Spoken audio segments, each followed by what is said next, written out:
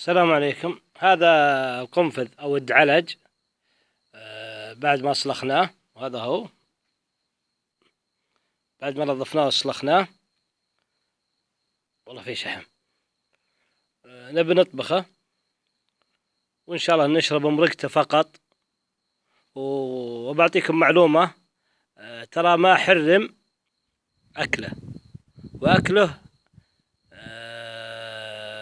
مو بحرام. وبإمكانكم تفتحون فتاوي وتسألون وتلقون وتكتبون عن الدعلج أو القنفذ وتلقون الجواب. وأنا قريت عنه أنه حلال، لها الحمد.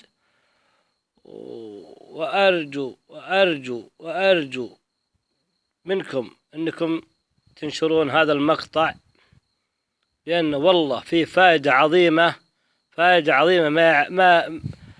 ما يعرف الفائدة اللي فيه إلا اللي يجربه. أنا نسبة المالطية وصلت فيني 10,000. والله لو الورقة معي الآن، والله لا أوريكم النسبة كم، ولكنها هي موجودة معي الآن. وملفي موجود من مستشفى الملك فهد الحرس الوطني.